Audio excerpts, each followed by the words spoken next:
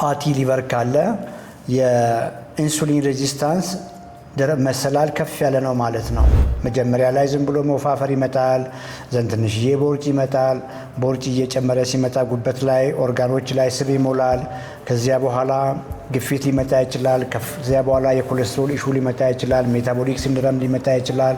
ፕሪ ዲያቤተስ ሊመጣ ይችላል። ዲያቤተስ ሊመጣ ይችላል። ታይፕ 2 ነው የማወራው። በዚያው የምትቀጥሉ ከሆነ ከፍተኛ ኢንፍላሜሽን ይኖራል። ለሃርት አታክ መጋለጥ ይኖራል። ለስትሮክ መጋለጥ ይኖራል። ጀስት የአንድ የፑር ላይፍ ስታይል ቾይስ መሰላል አድርጋችሁ አስቧቸው። አንድ መንገድ ነው የሁሉም። ኦልሬዲ ኩላሊቴ እየተጎዳ ነው፣ የላይፍ ስታይልን መቀየሬ ለእኔ ምን ይጠቅመኛል አይነት ነገር ይጠይቁናል። በስትሮክ ተጎድቻለሁ፣ ላይፍ ስታይል መቀየር ይጠቅመኛል ወይ? ሁልጊዜም እንደማወራው ሕክምና ፎሎ አፕ የግድ ነው። ኢንሱሊን ላይ ሆነው ቀሪ ዘመናቸውን ኢንሱሊን ማቋረጥ ምናልባት ግዴታ ላይሆን ይችላል። ምክንያቱም ከውጭ ኢንሱሊን እስካልወሰዱ ድረስ ስኳራቸውን መቆጣጠር አይችሉም። ዲያቤቲክ ሆኖ ያሉ ሰዎች አይናቸው መጎዳት ይጀምራል ነው እያልኩ ያለሁት እና እንደዚህ ሰፋ አድርጋችሁ ለማሰብ ሞክሩ።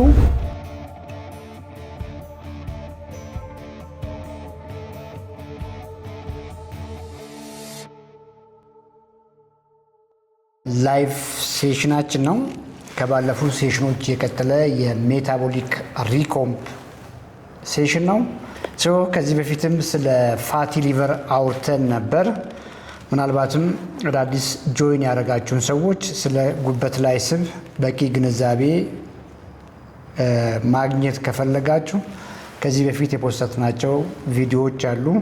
ዩቲዩብ ላይ የገባችሁ እነሱን ቪዲዮዎች ለማየት ሞክሩ። በአብዛኛው ፋቲ ሊቨር ዝም ብሎ የሚመጣ ነገር አይደለም። ብዙ ጊዜ ብቻውንም አይመጣም። አንድ ሰው ጉበቱ ላይ ፋት ካለ ጣፊያውም ላይ ፋት ሊኖረው ይችላል። ጡንቻውም ላይ ፋት ሊኖረው ይችላል።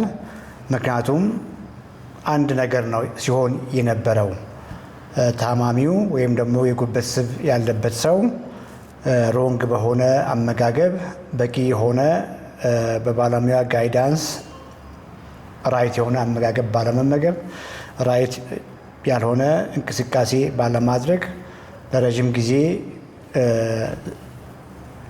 በመቆየት የሚመጡ ህመሞች ናቸው። ስለዚህ ለይታችሁ እንደ አንድ ችግር አታስቧቸው ወይንም ደግሞ አትዩዋቸው። ለረጅም ጊዜ ሰውነታችን መቋቋም የማይችለውን ስብ ቦርጭ ላይ ከኦርጋኖች ዙሪያ ከጉበት ዙሪያ ላይ እያጠራቀመ ያቆይና መጨረሻ ላይ የቪዝራል የአዲፖሳይትስ የምንለው የስብ ማስቀመጫዎችም ከመጠን በላይ ይሞሉና መቀበል ሲያቅታቸው ሰውነት አማራጭ ስለሚያጣ ጉበት ላይ፣ ጣፊያ ላይ፣ ሌሎች ኦርጋኖችም ላይ ጡንቻ ውስጥ ፋት መቀመጥ ይጀምራል ማለት ነው። ያ ሲሆን ነው የጠቅላላ የመታመም አንዱ አካል መሆኑን ስትገነዘቡ ነው መፍትሄውንም ዳይሬክት የሆነ ላይፍ ስታይል ቼንጅ ውስጥ የምትገቡት። ያ ካልሆነ ጉበት ላይ ስብ ጀስት ጉበት ችግር ብቻ አድርጋችሁ በማሰብ የተለያዩ ነገሮችን መሞከር ይመጣል ማለት ነው። የተለያዩ ነገሮችን በመጠጣት የተለያዩ ነገሮችን በመሞከር የጉበት ስብ ይመጣል ብላችሁ ባታስቡ ደስ ይለኛል። ምናልባትም በሕክምና ያሉ መድኃኒቶችም የተወሰነ ዳይሬክት የሆነ ጉበት ላይ ያለውን ስብ ከማከም ባሻገር ቀሪ ቋሚ የሆነ ላይፍ ስታይል አድርጋችሁ ሙሉ በሙሉ ከሁሉም ኦርጋን ላይ ስብ እንዲወጣ ካልተደረገ ላይፍ ስታይሉ ቀጣይነት ኖሮ ድጋሜ እንዳይመጣ እስካልሆነ ድረስ ቋሚ መፍትሄም ላይሆኑ ስለሚችሉ በዚያ መልክ አንደርስታንድ አድርጉ። ሌላው ፋቲ ሊቨር ካለ የኢንሱሊን ሬዚስታንስ መሰላል ከፍ ያለ ነው ማለት ነው። መጀመሪያ ላይ ዝም ብሎ መወፋፈር ይመጣል፣ ዘንድ ትንሽዬ ቦርጭ ይመጣል። ቦርጭ እየጨመረ ሲመጣ ጉበት ላይ ኦርጋኖች ላይ ስብ ይሞላል። ከዚያ በኋላ ግፊት ሊመጣ ይችላል። ከዚያ በኋላ የኮሌስትሮል ኢሹ ሊመጣ ይችላል። ሜታቦሊክ ሲንድረም ሊመጣ ይችላል። ፕሪ ዲያቤተስ ሊመጣ ይችላል። ዲያቤተስ ሊመጣ ይችላል። ታይፕ 2 ነው የማወራው። በዚያው የምትቀጥሉ ከሆነ ከፍተኛ ኢንፍላሜሽን ይኖራል። ለሃርት አታክ መጋለጥ ይኖራል። ለስትሮክ መጋለጥ ይኖራል። ጀስት የአንድ የፑር ላይፍ ስታይል ቾይስ መሰላል አድርጋችሁ አስቧቸው። አንድ መንገድ ነው የሁሉም። ያ አንደርስታንዲንግ ክሪቲካል አንደርስታንዲንግ ነው። እንደሱ ሲሆን ልክ ከውፍረት ጋር እየተቸገረም ያለ ሰው ላይፍ ስታይሉን ያስተካክላል፣ ምግቡን ያሻሽላል፣ ኤክሰርሳይሱን ያሻሽላል፣ እንቅልፉን ያሻሽላል፣ ሌላም ነገር ማለት ነው። ከኤሴንሻል ግፊት ጋር ከኤሴንሻል ሃይፐርቴንሽን ጋር የሚኖር ሰው ጀስት አንድ መንገድ ነው ብያችኋለሁ፣ ያንኑ ያሻሽላል። የኮሌስትሮል ኢሹ ወይም ደግሞ በተለምዶ ዲስሊፒዲሚያ የምንለው በተለይ የኤችዲኤል ዝቅ ማለት የትራይግሊሰራይድ ከፍ ማለት እንደዚህ አይነት የኮሌስትሮል ኢሹም ሲኖር ልክ እንዳልኳችሁ ራይት የሆነ ላይፍ ስታይል፣ ራይት የሆነ አመጋገብ፣ ራይት የሆነ ሙቭመንት፣ ኤክሰርሳይዝ ነገሮችን ያሻሽላል። ፕሪዲየም ወይም ደግሞ ስኳር ቦርደር ላይ ሲሆንም መንገዱ ይሄ ነው። ጉበት ላይ ፋት ሲኖርም መንገዱ አሁን ያልኳችሁ ነው። ዩሪክ አሲድ የሚባል ነገር ሜቢ በተለምዶ ሪህ የሚባል ነገርም ሲኖር መንገዱ ይሄው ከሜታቦሊክ ዲስፋንክሽን ጋር ይያያዛል። ከፍ ስልም ታይፕ 2 ዲያቤተስም ሲሆን ሁልጊዜ የምናወራው ነው። በስኳር ቅልበሳ ቪዲዮዎቻችን ላይ ብዙ አውርተናል። መንገዱ ራይት የሆነ አመጋገብ፣ ራይት የሆነ ላይፍ ስታይል፣ ራይት የሆነ ሙቭመንት፣ ራይት የሆነ የጡንቻ ስፖርቶች ላይ ፎከስ ማድረግ ነው። ቬሪ ሲምፕል አድርጉ። ሰሞኑን ብዙ ፖስቶችን እየለጠፍን ነው። ምናልባት እዚህ ላይ ዩቲዩብም ላይ ያላችሁ ቲክቶክም ላይ ያላችሁ ሰዎች በቴሌግራም ላይ ፖስት ማድረጋቸውን በእኛ በራይት ሜዲካል ኮንሰልተንሲ ፌስቡክ ፔጅ ላይ ፖስት ማድረጋቸውን የምታነቡ ሰዎች አንብባችሁም እየተጠቀማችሁ ያላችሁ ሰዎች ኮመንት ላይ አንድ ቁጥር ጻፉልኝ። በጣም ብዙ ነገር እንደው ግንዛቤያችሁን የሚቀይሩ ነገሮችን ፖስት እያረኩ ነውና የአንዳንድ ሰዎች አስተያየት ብዙ ጊዜ ወይ ሰርቪስ ሲፈልጉ እኛ ጋር ይደውሉና ኦልሬዲ ኩላሊቴ እየተጎዳ ነው፣ የላይፍ ስታይልን መቀየሬ ለእኔ ምን ይጠቅመኛል አይነት ነገር ይጠይቁናል። በስትሮክ ተጎድቻለሁ፣ ላይፍ ስታይል መቀየር ይጠቅመኛል ወይ? የሀርት አታክ ሰርቫይቨር ነኝ፣ ላይፍ ስታይል ይጠቅመኛል ወይ እናንተ ፕሮግራም የሚል አይነት ጥያቄዎችን ይጠይቁናል። እና እንግዲህ ቅድም ባልኳችሁ መሰረት ሁሉም ከታች ከመጠነኛ ውፍረት ወይም ደግሞ ከመጠነኛ ኢንሱሊን ሬዚስታንስ ጀምሮ እስከነ ኢንድ ኦርጋን ዳሜጆች እስከነ ሲኬዲ ኩላሊት ፌል ማድረግ ለየሀርት አታክ ስትሮክ ሴም ሲሚላር ሜታቦሊክ ኢሹዎች ናቸው በብዛት ብያቸዋለሁ። ክብደት ብቻ ጋር የሚታገል ሰውዬ አመጋገቡን ቀይሮ የሚታደስ የሚለወጥ ከሆነ በጣም የታመሙት እንዴት አይቀየሩም? እንዴት አይሻሻሉም?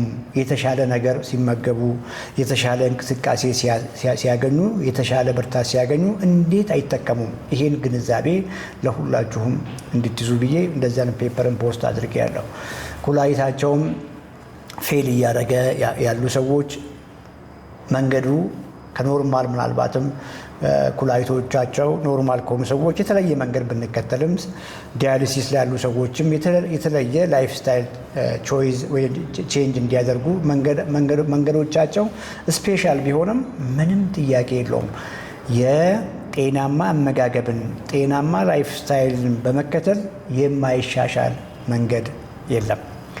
ሁልጊዜም እንደማወራው ሕክምና ፎሎ አፕ የግድ ነው። ይህን በደንብ ክሪቲካል ኮንሰፕት ያዙ። የህክምና ፎሎ አፖቻችሁን ሁልጊዜ ተከታተሉ፣ አታቋርጡ። ተጨማሪ ደግሞ የላይፍ ስታይል ጋይዳንስ ሲያስፈልጋችሁም እኛን ጆይን ካደረጋችሁ በኋላ ለሐኪሞቻችሁ አሳውቁ፣ ክትትላችሁን አድርጉ፣ ጎን ለጎን አስኪዱ። ከዚህ በፊት ሰዎች በደንብ ግንዛቤ እንዲያገኙ ብዬ በማሰብ 3 ሰዎችን እንደ ምሳሌ አድርጌ ነግሬያቸዋለሁ። አንድ ሰው ለምሳሌ ስኳር አለብህ ይባላል፣ መድኃኒት ውሰድ ይባላል። ወይ መድኃኒቱን እየወሰደ ይቀጥላል፣ እንቅስቃሴውን አይቀይርም፣ ስፖርት ላይ ያለውን አመለካከት ወይም ደግሞ ሆቢውን አይቀይርም፣ ምግቡን አይቀይርም፣ ምናልባትም መጠጦችንም አይቀይርም፣ በዚያው ይቀጥላል። ሌላኛው ሰውዬ ደግሞ ወይ መድኃኒት ውሰድ ይባላል፣ መድኃኒትም አልወስድም፣ ምግቤንም አልቀይርም፣ ኤክሰርሳይስም አላረግም ይላል። ሌላኛው መድኃኒት ጀምር ይባላል፣ የስ መድኃኒትን ጀምራለሁ ይላል። ወዲያው ምግቡን ወዲያው ኤክሰርሳይሱን ይቀይራል። ከነዚህ 3 ሰዎች ማን ነው ትክክለኛው? እኔ ሁልጊዜ የማወራው ራይቱ ፐርሰን የተነገረውን በሐኪም የተነገረውን ሰምቶ ፈጽሞ አት ዘ ሴም ታይም ደግሞ ፋይት የሚያደርግ ሰው ነው። ራይት በሆነ መንገድ ምግቡን ቀይሮ ኤክሰርሳይስን አድርጎ ፋይት የሚያደርግ ሰው ትክክለኛ ሰው ነው ብዬ ነው የማስበው።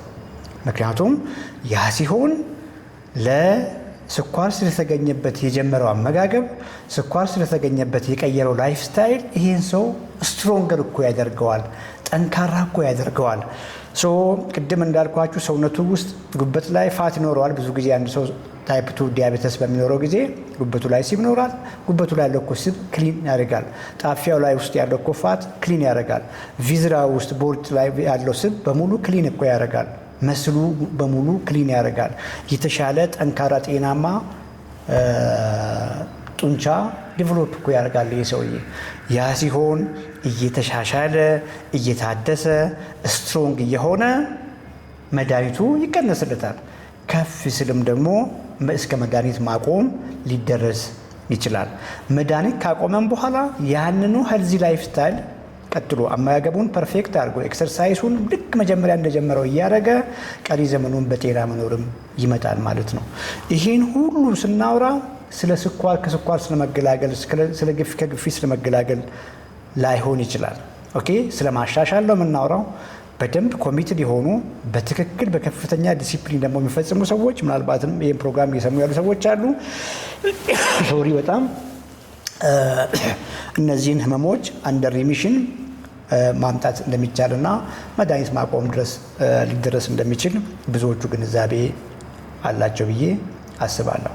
አንዳንድ ሰዎች ኦልሬዲ ለረዥም ጊዜ ታይፕ 2 ሆኖ በመቆየት ጣፊያቸው ፓንክሪያቲክ ቤታ ሴል የምንላቸው ኮምፕሊትሊ ዲስፋንክሽናል የሆኑና ኢንሱሊን ላይ ሊሆኑ ይችላሉ። ኢንሱሊን ላይ ሆነው ቀሪ ዘመናቸውን ኢንሱሊን ማቋረጥ ምናልባት ግዴታ ላይሆን ይችላል።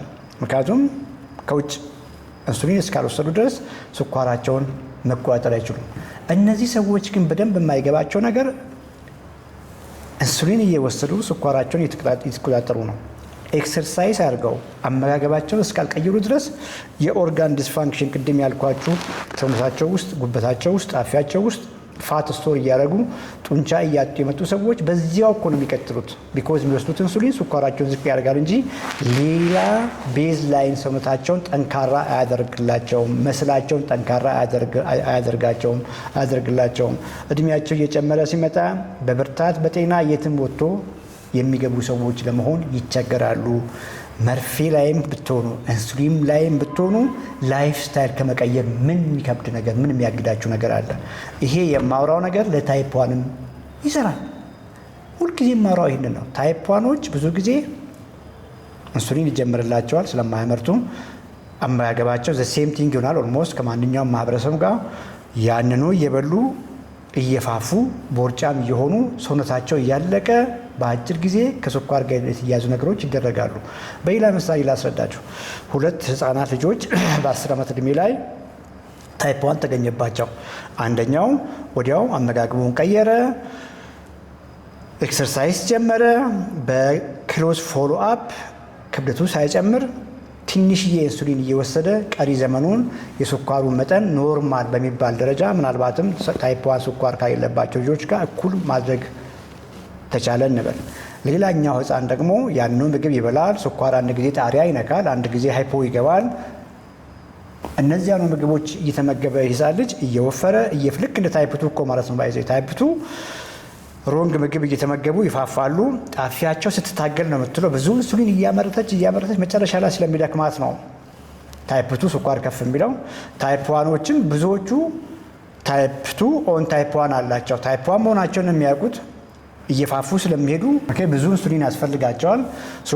ኢንሱሊን ሬዚስታንት ይሆናሉ፣ እንደ ታይፕ 2 ይሆናሉ ማለት ነው። ሁለተኛው የነገርኳችሁ ምግብ ልጅ ምግቡን አልቀየረም፣ ያንኑ ምግብ ነው የሚበላው፣ እየፋፋ ነው የሚሄደው። በኢንሱሊን ላይ ኢንሱሊን ይጨመራል በየጊዜው ለሚበላው ምግብ። እየፋፋ በመምጣቱ ከፍተኛ ፋት ስቶር እያደረገ በመምጣቱ ይሄኛው ልጅ በ30 ዓመት ዕድሜ ውስጥ እንኳን ሳይደርስ ምናልባት አይኑ ሊጎዳ ይችላል፣ ኩላሊቱ ሊጎዳ ይችላል፣ የትኛውን ኦርጋን ዲስፋንክሽን ሊጋለጥ ይችላል ማለት ነው። ይሄኛውን ያልኩበት ምክንያት ለሁላችሁም ሄልዚ ላይፍ ስታይል ክሪቲካል ነው። ታይፕ 1 ብትሆኑም ላይፍ ስታይላችሁን ቀይሩ። ታይፕ 2 ብትሆኑም ላይፍ ስታይላችሁን ቀይሩ። ጉበታችሁም ላይ ፋት አለ ከተበላችሁ ላይፍ ስታይላችሁን ቀይሩ። ግፊታችሁ ከፍ ብሏል፣ ኤሴንሻል ሃይፐርቴንሽን፣ ላይፍ ስታይላችሁን ቀይሩ። የኮሌስትሮል ኢሹ ተነገራችሁ፣ የስ ላይፍ ስታይላችሁን ቀይሩ። ከፍ ብሎ ደግሞ ጉበታችሁ ላይ ኩላሊታችሁ ላይ ሲኬዲ 1 2 እንደዚህ ኩላሊታችሁ የተጎዳ ነው ተባላችሁ፣ ስቲል ላይፍ ስታይላችሁን ቀይሩ።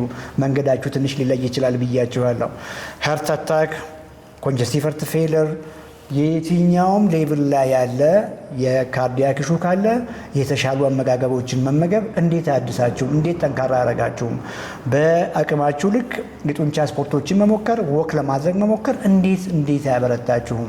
ከስትሮክ እግዚአብሔር ፈቅዶ ደግሞ በፈጣሪ እርዳታ ከስትሮክ የተረፋችሁ ሰዎች ላይፍ ስታይላችሁን ቀይራችሁ የተሻለ ጤናማ ጠንካራ ሰውነት ዲቨሎፕ ማድረግ ምን ይከለክላችኋል?